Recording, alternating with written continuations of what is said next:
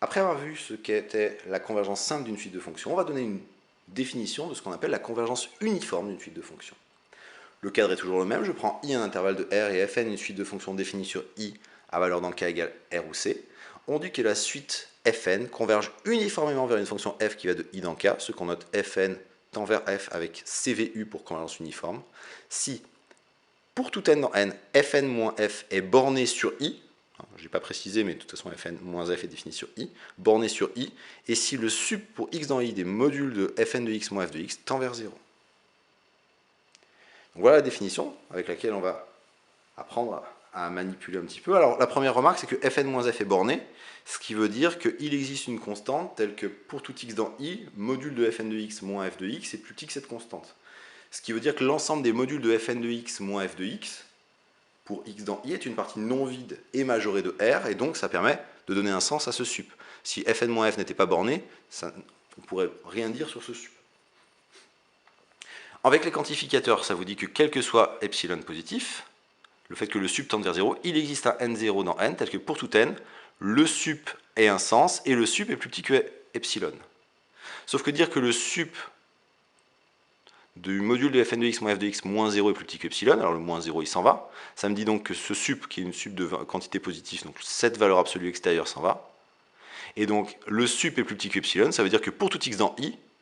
fn de x moins f de x est strictement plus petit que epsilon. Autrement dit, j'ai que fn moins f, enfin fn converge uniformément vers f, ça signifie que quel que soit epsilon strictement positif, il existe un rang n0 tel que pour tout n supérieur ou égal à n0, pour tout x dans i, le module de fn de x moins f de x est plus petit que epsilon, ce qui traduit bien le fait que le sup existe et que le sup est plus petit que epsilon. Et donc là, on retrouve bien la même définition que la convergence simple, avec la seule différence que le pour tout x dans i a été placé après le il existe n0 dans n, autrement dit, le n0 ne dépend plus de x. Et on va voir que ça change beaucoup de choses d'avoir convergence uniforme plutôt que convergence simple. Alors un premier exemple d'étude de convergence uniforme, je prends la suite fn qui va de 0, 1 dans R, qui a x donne x puissance n fois 1 moins x. Alors on va montrer que la suite de fonctions fn converge uniformément vers la fonction constante nulle. Alors j'ai pris cet exemple-là et je n'ai pas repris les exemples précédents de la convergence simple, parce qu'on verra assez rapidement pourquoi est-ce que les convergences simples qu'on avait vues dans les exemples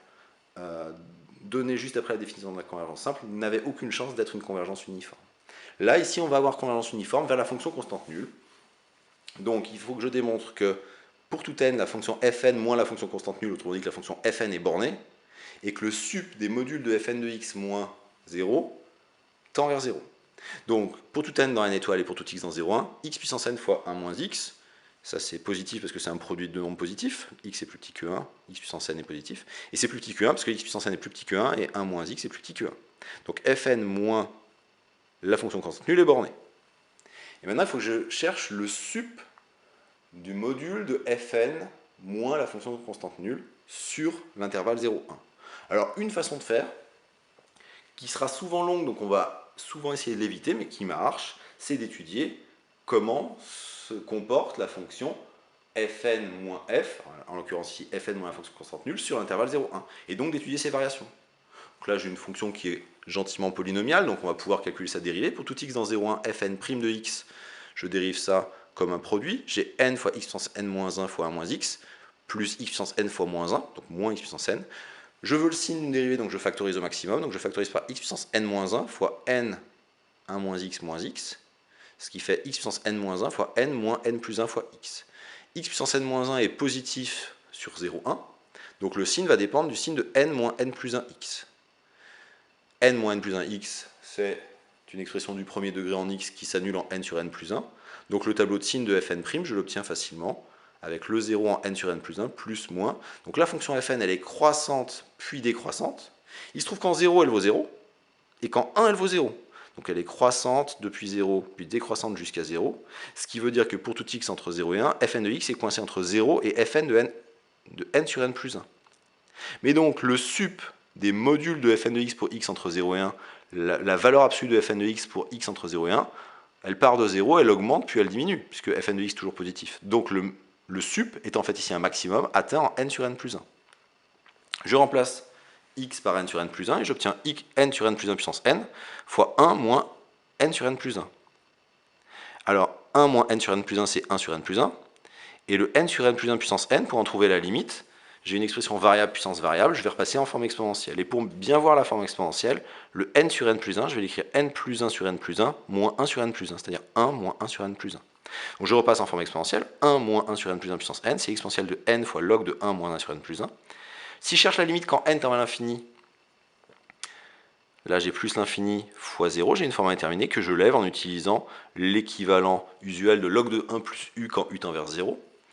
qui me dit que n fois log de 1 moins 1 sur n plus 1 est équivalent quand n tend à l'infini à n fois moins 1 sur n plus 1. Et le n plus 1 est équivalent à n, c'est équivalent à moins 1, et donc ceci tend vers moins 1. Par composition de limite, ce 1 moins 1 sur n plus 1 puissance n va tendre vers exponentielle de moins 1. Donc cette quantité-là tend vers exponentielle de moins 1, sauf que j'ai un 1 sur n plus 1 devant, qui me dit que le sup des valeurs absolues de fn de x pour x dans 0,1 tend vers 0, puisque la limite c'est de la forme 0 fois exponentielle moins 1. Et donc j'ai bien montré que fn- la fonction constante nulle était bornée, et que le sup des modules de fn de x moins 0 pour x dans 0,1 tendait vers 0, ce qui donne bien la convergence uniforme de la suite de fonctions fn vers la fonction constante nulle.